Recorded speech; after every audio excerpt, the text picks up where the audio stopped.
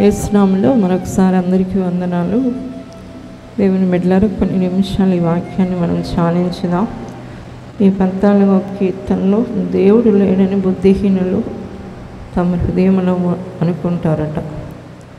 వారు చెడిపోయారు, అసహ్య కార్యాలు చేస్తారు, మేలు చేయవాడు ఒక్కడు కూడా లేడు. ఈ కీర్తనకారుడు హృదయంలో ఉండి పరిశుద్ధాత్ముడు వాపోతున్న మాటలు ఇవి. అయ్యో దేవుడు లేడని చెడిన హృదయంతో మనుషులు ఎందుకు ఇలా ప్రవర్తిస్తున్నారు అని, తరువాత మేలు చేసేవాళ్ళని ఒక్కడిని కూడా చూడలేకపోతున్నాను అని గొప్ప వేదనతో పరిశుద్ధాత్ముడు భక్తుడు హృదయంలో తెలియచేసిన మాటను పాటగా రాస్తున్నాడు. దేవుని బిడ్డలారా, మనది చిన్న జీవితం, త్వరగా గతించిపోతుంది. ఇంతలో ఉండే అంతలో మాయమయ్యే ఆవిరి వంటి వాళ్ళ మనుషులు. ఈ అల్పమైన జీవితంలో దేవునికి ఇష్టానుసారంగా బ్రతకాలి.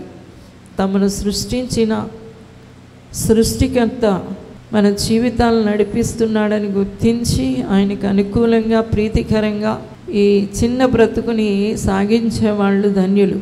బైబిల్లో మనకి ధనవంతుడు లాజరు కనబడుతున్నారు. లాజరు ఈ చిన్న జీవితంలో అతడికి వచ్చే అనేక కష్టాలను భరిస్తూ, తినడానికి తిండి లేకపోయినా, కట్టుకోవడానికి బట్ట లేకపోయినా, ఉండడానికి నివాసం లేకపోయినా, శరీరంలో మంచి ఆరోగ్యం లేకపోయినా, తన జీవితాన్ని దేవునికి అనుకూలంగా కొనసాగించిన వాడిగా మనకి కనబడుతున్నాడు. దేవునికి స్తోత్రం. అదే సమయంలో దేవుడు ధనవంతుడి గురించి కూడా మాట్లాడుతున్నాడు. అన్నీ కలిగి ఉన్నాడు. తినడానికి బాగా తిండి ఉంది, కట్టుకోవడానికి మంచి వస్త్రాలు ఉన్నాయి, మంచి నివాసాలు ఉన్నాయి, అన్నీ కలిసి వచ్చాయి, ఎంత బాగుంది. కానీ దేవుడికి అనుకూలంగా ప్రవర్తించడం లేదు. ఈ చిన్న జీవితం, ఈ అల్ప జీవితం ముగించబడుతుంది. కాబట్టి ఏమీ లేకుండా చనిపోయిన వ్యక్తి మనకి కనబడుతున్నాడు. అన్నీ కలిగిన వ్యక్తి కూడా చనిపోయినట్లుగా మనకి కనబడుతున్నాడు. సావు అనేది మనిషికి తథ్యం. దాన్ని కోట్ల రూపాయలు హెచ్చించినా ఏ మనిషి కూడా దాన్ని ఆపలేడు. ఇది జగమెరిగిన సత్యం. అయితే ఇద్దరు చనిపోయినప్పుడు ఒక్కని ఆత్మ దేవుడుండే స్థలానికి కొనిపోబడింది, ఇంకొకని ఆత్మ దేవుని లేని స్థలానికి, ధనవంతుని ఆత్మ దేవుడు లేని స్థలానికి కొనిపోబడింది. దేవుడున్న స్థలానికి కొనిపోబడిన ఆ వ్యక్తి చక్కటి ఆనందాన్ని పొందుతున్నట్టుగా మనకి కనబడుతుంది. లాజరు ఆత్మకి ఒక ఆనందం, ఒక సమాధానం, ఒక విశ్రాంతి మనం చూడగలుగుతున్నాం. అదే ధనవంతుడి ఆత్మకైతే వేదన మనకి అక్కడ చూస్తూ ఉన్నాం. భయంకరమైన వేదన పెట్టబడుతున్న స్థలముగా దేవుని బిడ్డలారా అది కనబడుతుంది.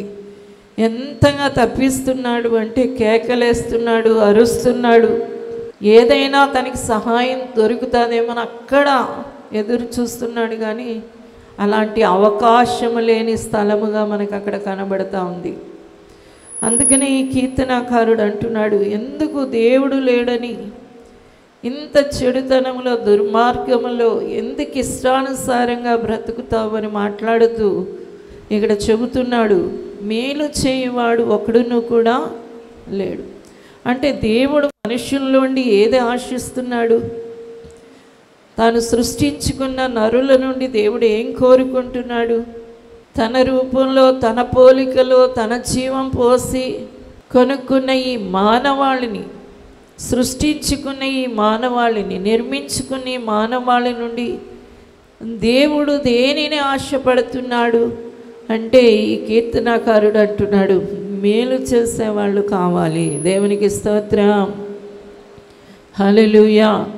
దేవుని బిడ్డ, దేవుడు మనలో నుండి ఆశపడేది ఏంటి అంటే, నీకు మేలు నేను చేస్తున్నాను, నువ్వు కూడా అందరికీ మేలు చేసే వ్యక్తిగా ఉండు అని.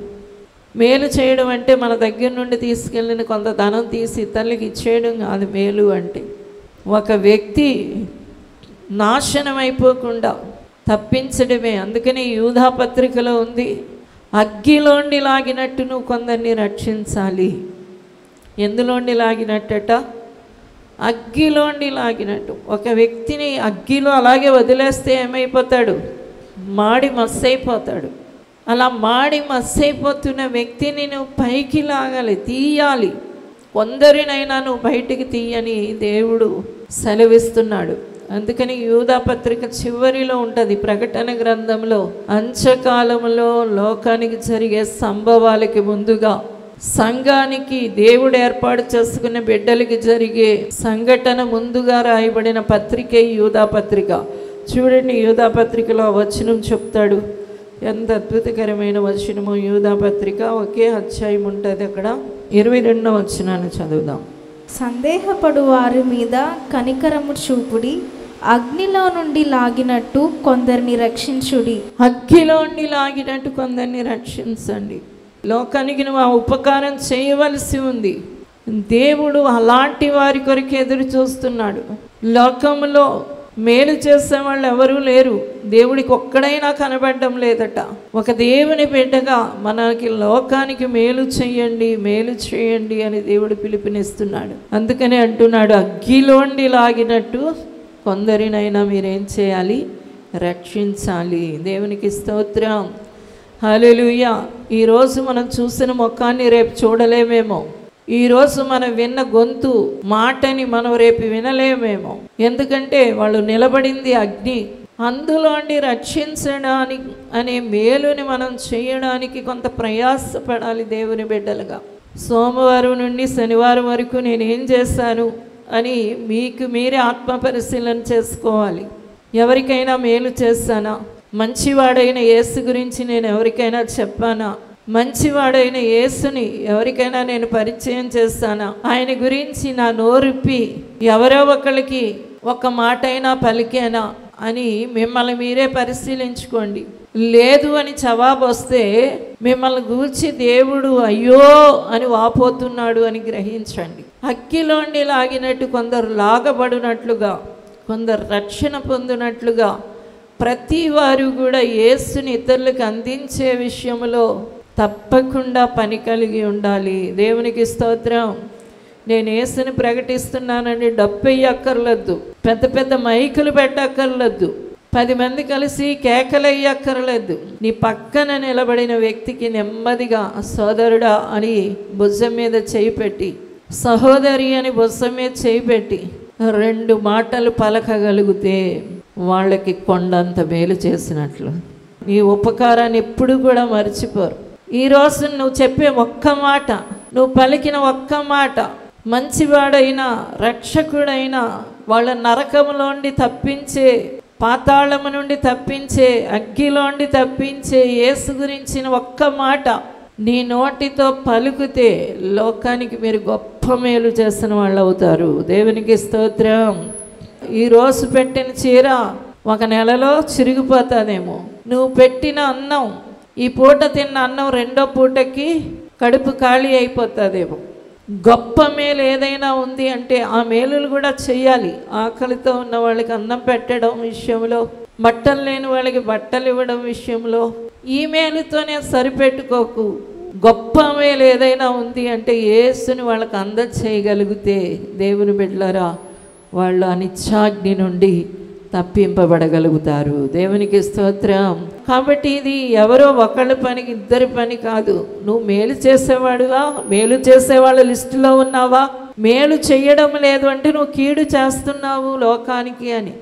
ప్రతిదీ 2 పదాలు లోకంలో మనకు అన్ని 2గానే కలగబడతాయి. దేవుడు దెయ్యం, వెలుగు చీకటి, మంచి చెడు, పాపం పుణ్యం, మోక్షం నరకం, అన్నీ 2గా ఉన్నాయి. ఎందుకు 2గా అవ్వాయండి అని అడిగితే సాతాను ఉన్నాడు కాబట్టి. దేవుని దూతైన వాడు సాతానుగా మార్చబడి దేవుడి మాటని ఎదురు తిరిగాడు కాబట్టి అన్నీ 2 అయిపోయాయి. లేకపోతే ఒక్కటే ఉండును. హల్లెలూయా. ఒకరోజు రాబోతుంది, దేవుడు ఈ లోకంలో 1000 ఏండ్లు, ఇదే భూమి మీద 1000 ఏండ్లు ఆయన పరిపాలించబోతున్నాడు. అప్పుడు మనం అంతా ఒక్కటే చూస్తాం.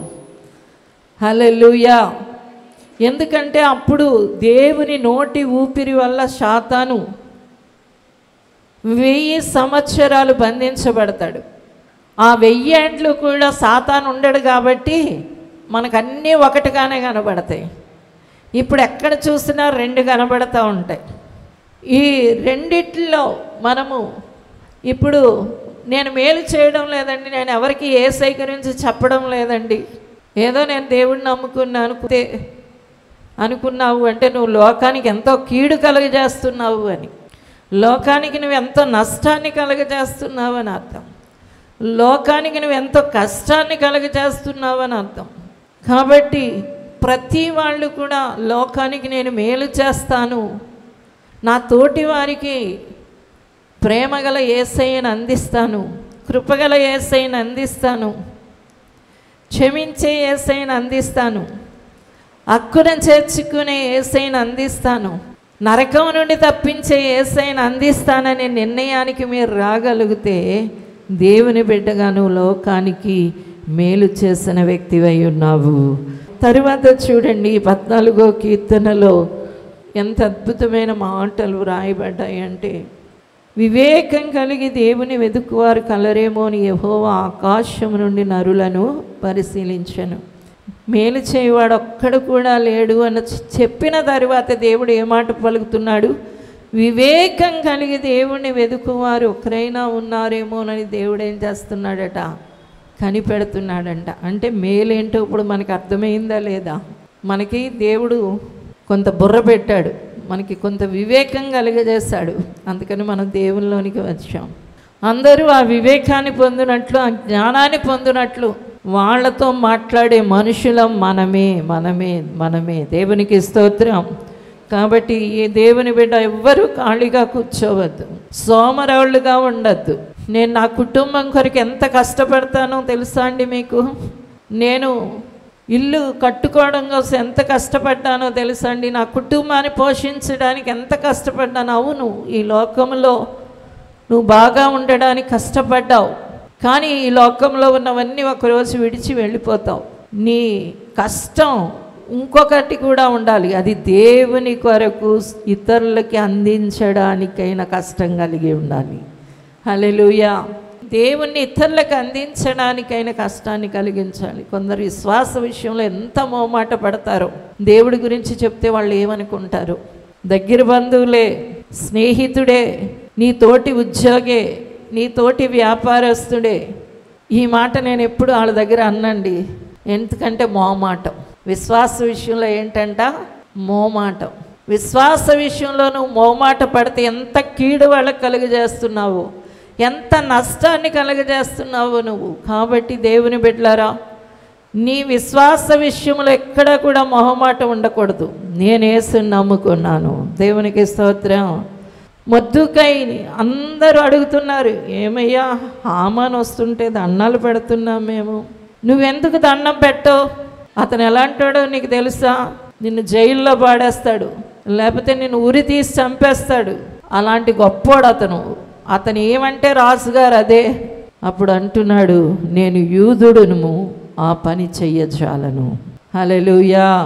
ఏమంటున్నాడు చెప్పండి? నేను యూదుడిని, ఆ పని చెయ్యను అంతే. నన్ను జైల్లో పడేసినా, ఉరికంబం ఎక్కించినా నేను యూదుడిగా ఆ పని చెయ్యజాలను అంటున్నాడు. నేను నా దేవుడికి తప్ప ఎవ్వరికి దండం పెట్టను అంటున్నాడు. ఆఖరికి ఈ సంగతి మంత్రి గారికి తెలిసిపోయింది, హామానికి తెలిసిపోయి చక్కగా ఉరికంబాన్ని కట్టించేసి మొత్తం దాని మీద ఉరి తీయించేయాలనుకున్నాడు. సర్వశక్తి కలిగిన దేవుడు మొద్దుకై పక్షాన నిలబడ్డాడు. దేవునికి స్తోత్రం.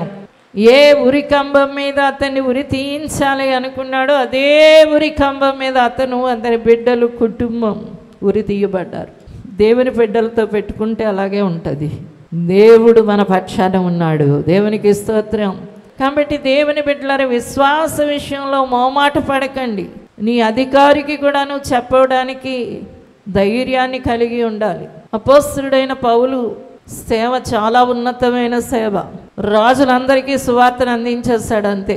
పెద్ద పెద్ద రాజులందరూ వాళ్ళు రక్షణ పొందారా, రక్షణ పొందలేదా అనేది తర్వాత విషయం, కానీ యేసుని గురించి వాళ్ళ చెవుల్లో వేసేశాడు. అలాంటి గొప్ప వ్యక్తి అపోస్తలుడైన పౌలు. దేవునికి స్తోత్రం. హల్లెలూయా. ఈ రోజున దేవుని బిడ్డలుగా మనము మేలు చేయవలసిన వారమై ఉన్నాము. యెషయా గ్రంథం 64:7 చూద్దాం. ఇంకా దేవుడు దేని కొరకు దుఃఖపడుతున్నాడో, వాపోతున్నాడో మనకి ఆ విషయాలు కనబడుతున్నాయి. యెషయా గ్రంథం 64:7. నీ నామమును బట్టి మొర్రపెట్టువాడొక్కడునూ లేకపోయెను. నిన్ను ఆధారము చేసుకొనుటకై తన్ను తాను ప్రోత్సాహపరుచుకొనువాడొక్కడునూ లేడు. దేవుడు వాపోతున్నాడు అంటే, నొచ్చుకుంటున్నాడు అంటే, బాధపడుతున్నాడు అంటే, అయ్యో నాకు ప్రార్థన చేయరేంటి వీళ్ళెవరు అనే బాధే దేవుడికి. ఆయన నామాన్ని బట్టి మొరపెట్టేవాడు ఒక్కడు కూడా లేడని దేవుడు ఏం చేస్తున్నాడట? వాపోతున్నాడట. ఈ రోజునందు కూడా దేవుని బిడ్డలారా, దేవుడు నా బిడ్డ ఏంటి నాకు ప్రార్థన చేయదు, ఉదయం కంచం నిండా అంత పెట్టుకుని తింటుంది, మధ్యాహ్నం కంచం నిండా అంత పెట్టుకుని తింటుంది, రాత్రి కంచం నిండా అంత పెట్టుకుని తింటుంది, అయ్యో ప్రార్థన చేయదేంటి, వాళ్ళతో గంటలు గంటలు మాట్లాడుతుంది, వీళ్ళతో గంటలు గంటలు మాట్లాడుతుంది, ఫోన్ పట్టుకొని ఇక అదే తిరుగుతా, అటు ఇటు తిరుగుతా, అలాగిలా తిరుగుతా, తెగ మాట్లాడేస్తుంది. అయ్యో నా బిడ్డలు నాకు ప్రార్థన చేయరేంటి? ఇది దేవుడు వాపోయే విషయం, ఇది దేవుడు నొచ్చుకునే విషయం, ఇది దేవుడు బాధపడే విషయం. దేవుని బిడ్డలారా, దేవుడు మనల నుండి కోరుకునేది ఏంటి అంటే మనం విన్నపాలే. హల్లెలూయా. అందరి గురించి చెప్తా ఉంటే ఆయన ఏం చేస్తూ ఉంటాడు? చక్కగా వింటాడు, జవాబునిస్తాడు. దేవునికి స్తోత్రం. హల్లెలూయా. నాకు మొరపెట్టేవాడు లేడేంటి అని వాపోతున్నాడట. ఈ రోజున దేవుని బిడ్డలుగా మనం ఆయన పాదాల దగ్గర కూర్చుని లోకమంతటిలో ఉన్న విషయాలన్నీ ఆయనకి చెబుతూ ఉంటే ఆయన చక్కగా వినడమే కాదు, దేవుని బిడ్డ పరిష్కారం కూడా చేస్తాడు. కొందరు భార్యలు పొద్దస్తమాను, ఏ భార్య అయినా అంతేలేండి, పొద్దస్తమాను జరిగిన విషయాలన్నీ కూర్చుని భర్తకి చెప్తూ ఉంటారు. వచ్చి రాగానే కూర్చుని ఏం చేస్తూ ఉంటారు? ఆ అమ్మాయి ఇలా మాట్లాడింది, ఈ అబ్బాయి అలా మాట్లాడాడు, మన కొడుకు ఇది, పక్కింటోళ్ళు అది అని చెప్తూ ఉంటాడు. పాపం ఆయన కొన్ని పరిష్కరించగలడు, కొన్ని పరిష్కరించలేడు. ఎందుకంటే ఆమె చెప్పిన వాటిలన్నిటికీ ఈయన దగ్గర జవాబు ఉండదు. కానీ నువ్వు చెప్తున్న అన్నిటికీ యేసయ్య దగ్గర జవాబు ఉంది. ఆయన అన్నీ పరిష్కరిస్తాడు, అన్నీ పరిష్కరిస్తాడు, అన్నీ కుదుటపరుస్తాడు, అన్నిటికీ జవాబిస్తాడు. కాబట్టి ప్రతి వారు దేవుడు దేన్ని కోరుకుంటున్నాడు మన దగ్గర నుండి అంటే మొరపెట్టే వాళ్ళు ఉన్నారా అని కోరుకుంటున్నాడట. దేవునికి స్తోత్రం. హల్లెలూయా. కాబట్టి ఒక దేవుని బిడ్డగా నీవు ఈ దినాలలో లోకమంతటి కొరకు మొరపెట్టడానికి నేనున్నాను ప్రభా, అందరి విషయాలు పట్టుకొచ్చి నేను నీకు చెప్తాను ప్రభా, నీవు అదంతటిని పరిష్కరిస్తావు ప్రభా. వీళ్ళకి రక్షణ లేదయ్యా, వాళ్ళకి ఆత్మ లేదయ్యా, వీళ్ళు హత్యలు చేస్తున్నారయ్యా, వాళ్ళు దొంగలిస్తున్నారయ్యా, వీళ్ళు వ్యభిచారంలో ఉన్నారయ్యా, ఏమైన క్రియలు వాళ్ళు చేస్తున్నారయ్యా అని నువ్వు చెప్పే అన్ని విషయాలు వింటాడు నీ దేవుడు, దాన్ని పరిష్కరిస్తాడు నీ దేవుడు. అలాంటి ప్రేమ గల అద్భుతమైన తండ్రిని కలిగి ఉన్నావు. ఆయన హృదయంలో ఏదైనా ఒక విచారం ఉంది అంటే, ఏదైనా ఒక చింత ఉంది అంటే, అయ్యో నా ప్రజలు ఎందుకు ప్రార్థన చేయడం లేదు అని. తర్వాత చూడండి, అదే యెషయా గ్రంథం 66:4 చూద్దాం. నేను పిలిచినప్పుడు ఉత్తరమిచ్చువాడొక్కడునూ లేకపోయెను, నేను మాట్లాడినప్పుడు వినువాడొక్కడునూ లేకపోయెను. అయ్యో దేవునికి ఏది బాధగా, ఏది విచారంగా, దుఃఖంగా ఉంది అంటే, దేవుని బిడ్డలారా, నేను పిలిస్తే ఉత్తరం ఇవ్వడం లేదేంటి, నేను మాట్లాడితే వినడం లేదేంటి, నేను మాట్లాడితే అయ్యా కూర్చుని బుద్ధిగా వినయ్యా, అటు ఇటు ఎందుకు తిరుగుతావు, నేను నీతో మాట్లాడుతుంటే అటు తిరుగుతావు ఇటు తిరుగుతావు, నేను నీతో మాట్లాడుతున్నాను. ఇక్కడ మాట్లాడే మాటలు చాలామంది ఉంటారు, పాస్టర్ గారు, మమ్మీ గారు మాట్లాడారు, డాడీ గారు మాట్లాడారు, మేము కాదు మాట్లాడేది. దేవుని బిడ్డలారా, ఇది దేవుడు మాట్లాడుతున్న మాట, దేవుడు మాట్లాడుతున్న మాట. ఎవరైతే అందుకనే దేవుడు మాటలు మాట్లాడేటప్పుడు జాగ్రత్తగా శ్రద్ధగా ఎవరింటారో వాళ్ళకి అనేక దీవెనలు ప్రకటించబడ్డాయి. ద్వితీయోపదేశకాండం 28వ చూస్తే 1 నుండి 14 వచనాలలో కూడా వినే వాళ్ళందరికీ వచ్చే దీవెనలు కనబడుతున్నాయి. అలాగే ప్రకటన గ్రంథం 1 చూస్తే ఆ మాటలు వినేవారికి దీవెనగా మారిపోతారట, వాళ్ళే దీవెనగా మారిపోతారట. దేవుని మాట శ్రద్ధగా వినండి, దేవుని మాట జాగ్రత్తగా వినండి. అదే దేవుడు వాపోతున్నాడు, అయ్యో నేను మాట్లాడుతుంటే వీళ్ళు వినడం లేదేంటి. దేవుడికి ఏదైనా బాధ ఉంది అంటే ఇదే బాధ ఉంది. నేను మాట్లాడుతూ ఉంటే వీళ్ళు వినడం లేదేంటి, వీళ్ళ లక్ష్యం చేయడం లేదేంటి, వీళ్ళు గుండెల్లో దాచుకోవడం లేదేంటి, దాని మీద మనస్సు పెట్టడం లేదేంటి అని వాపోతాడట. కాబట్టి దేవుని బిడ్డలారా, మనం దేవుణ్ణి బాధ పెట్టే వాళ్ళలో ఒకళ్ళగా ఉండకూడదు. ఆయన మన ఆనందమై ఉన్నాడు. దేవునికి స్తోత్రం. అమితంగా మనకి మేలులు చేస్తూ, గొప్ప మేలులతో మనల్ని నింపుతూ, మనల్ని నిత్యము ఆనందింప చేయాలని మన నోటి నిండా నవ్వు పెట్టే మన తండ్రికి మనం దుఃఖం కలిగి చేయకూడదు. ఎవరైనా చూడండి, తండ్రి ఇంటిలో అన్నీ తెచ్చిపెట్టి తల్లి అన్నీ మంచిగా చేస్తూ ఉంటే ఈ కొడుకు ఇష్టానుసారంగా ప్రవర్తిస్తూ ఉంటే ఎవరైనా బుద్ధి చెప్తూ ఉంటారు, ఏంట్రా అడ్డగాడిదిలాగా తిరుగుతున్నావేంట్రా, మీ అమ్మ నీకు ఎంత కష్టపడుతుందిరా, మీ నాన్న నీ కోసం ఎంత కష్టపడుతున్నాడురా, నీకు ఏది తక్కువ చేశారా, నీకేది తక్కువ చేశారు అని ఎవరైనా బాధ పెట్టే పిల్లల్ని చూసి, తల్లిదండ్రులు బాధ పెట్టే పిల్లల్ని చూసి లోకమంతా చీకొడతారు. అవునా కాదా? అన్నీ తెచ్చి నీ కాళ్ళ దగ్గర పెట్టే తండ్రి నా బాధ పెడతావు, నువ్వు తల్లి నా బాధ పెడతావు అని చీకొడతారు. మన తండ్రి మనకి ఏం తక్కువ చేశాడు దేవుని బిడ్డలారా? ఆయన మాటలు వినండి. ఆయన మాటలు వినకపోతే ఆయనకి బాధ, ఆయనకి అందరి విషయాలు చెప్పి మొరపెట్టకపోతే ఆయనకి బాధ, ఇతరులకి ఆయన గురించి చెప్పి వాళ్ళకి మేలు చెయ్యకపోతే అది బాధ. కాబట్టి ఈ విషయంలో ఎక్కడా కూడా నిర్లక్ష్యంగా ఉండద్దు దేవుని బిడ్డలారా. అచ్చాశక్తితో ఈ పనులు జరిగించే వారిగా ఉండాలి.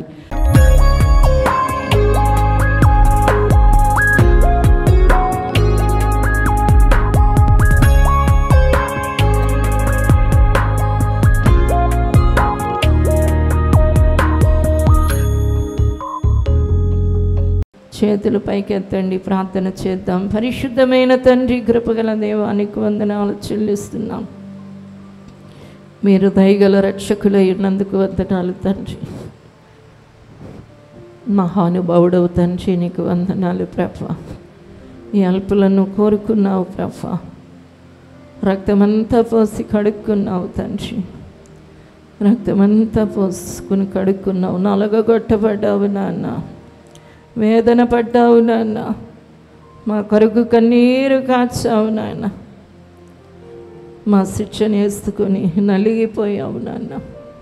నీకు వందనాలు తండ్రి. నేను సంతోషపెట్టే బిడ్డలుగా యేసు నామములో నీ ఎదుట నీ బిడ్డలు నిలబడుదురుగాక. ఇతరులకి యేసుని అందించడంలో అచ్చాశక్తి కలిగి ఎందురుగాక. లోకమంతటి కొరకు ప్రార్థించుటలో అచ్చాశక్తి కలిగి ఎందురుగాక. నీ వాక్యాన్ని శ్రద్ధగా జాగ్రత్తగా వినే విషయంలో అచ్చాశక్తిని కలిగి ఉందరుగాక. యేసు నామములో దీవించండి నాయన. ఈ విషయంలో నిర్లక్ష్యం, అశ్రద్ధ, అజాగ్రత్త కలుగజేసే దురాత్మలు బిడ్డల్ని విడిచిపెట్టి యేసు నామములో పారిపోవునుగాక. మీరే నడిపించమని యేసు నామమున అడుగుచున్నాము తండ్రి, ఆమేన్. విజయవాడలో దహించు అగ్ని సేవకుల కూడిక సెప్టెంబర్ 16వ తేదీన ఉదయం 10 గంటల నుండి ప్రారంభించబడును. ముఖ్య ప్రసంగికులు డాక్టర్ థామస్ గారు, దహించు అగ్ని మినిస్ట్రీస్, రాజమహేంద్రవరం. స్థలం కందుకూరి కళ్యాణ మండపం, జింకానా గ్రౌండ్స్, విజయవాడ. మరిన్ని వివరాలకు 9032224646 మరియు 9032224747. రాజమహేంద్రవరంలో దహించు అగ్ని సేవకుల కూడిక సెప్టెంబర్ 30వ తేదీన ఉదయం 10 గంటల నుండి ప్రారంభించబడును. ముఖ్య ప్రసంగికులు డాక్టర్ థామస్ గారు, దహించు అగ్ని మినిస్ట్రీస్, రాజమహేంద్రవరం. స్థలం దహించు అగ్ని ఆడిటోరియం, నటరాజ్ థియేటర్, రాజమహేంద్రవరం. మరిన్ని వివరాలకు 9494940072 మరియు 73.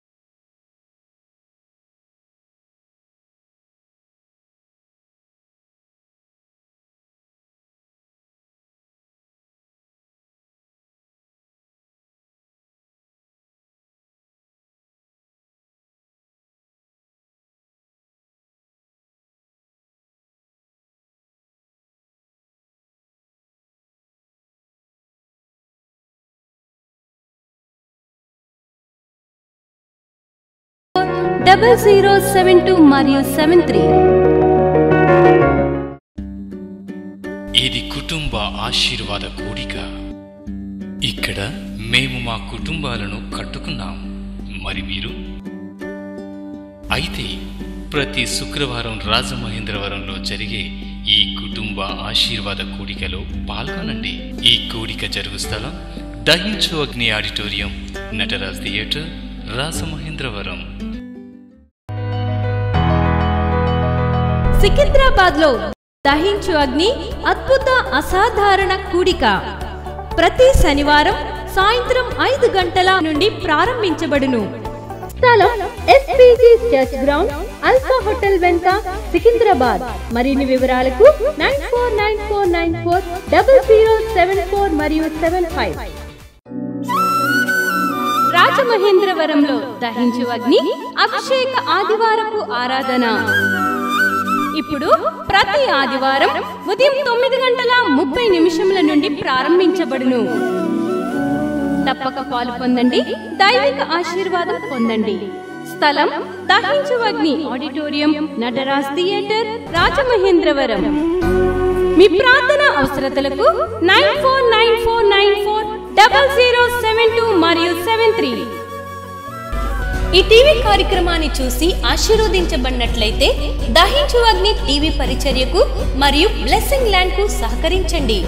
దహించు Agni trust current account number 357222444370, State Bank of India main branch, Rajamahendravaram.